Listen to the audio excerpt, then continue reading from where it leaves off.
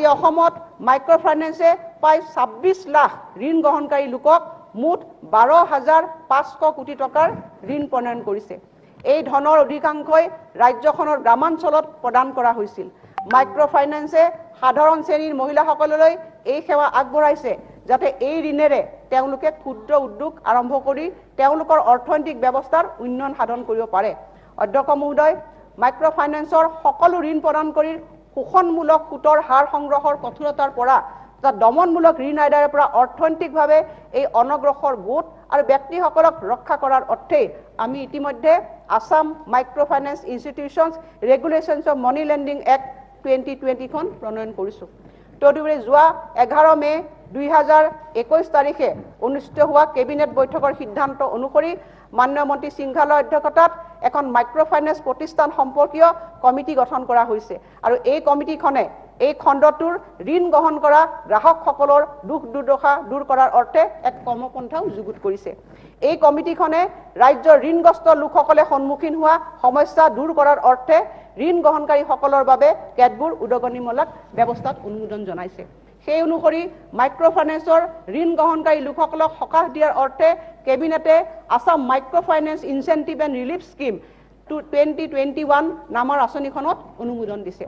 এই আঁচনিখনৰ অধ্যক্ষ মহোদয় বৈশিষ্ট্যটো হ'ল যে লোকসকলক 3টা ভাগত শ্ৰেণীভুক্ত কৰা।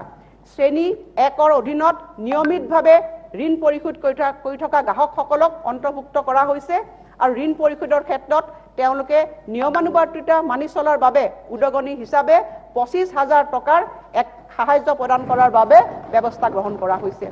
যিসকল গ্ৰাহকে 1ৰ পৰা 89 দিনলৈ ঋণ পৰিশোধ নকৰাকৈ আছে সেইসকল গ্ৰাহকক শ্ৰেণী 2 অধীনত অন্তৰ্ভুক্ত কৰা হৈছে আৰু এই গ্ৰাহকসকলে পৰিশোধ নকৰাকৈ থকা ধনৰাশি প্ৰদান কৰা হ'ব আৰু তাৰ পিছত এবাৰ তেওঁলোকৰ একাউণ্টসমূহ মানসম্পন্ন হিচাপে শ্ৰেণীভুক্ত হোৱাৰ পিছত আৰু সময়মতে তেওঁলোকে কিস্তিসমূহ পৰিশোধ হোৱাৰ পিছত পৰিশোধ আৰম্ভ কৰাৰ পিছত তেওঁলোকে 25,000 টকাৰ উদগনি লাভ কৰাৰ বাবে যোগ্য বিবেচিত হ'ব।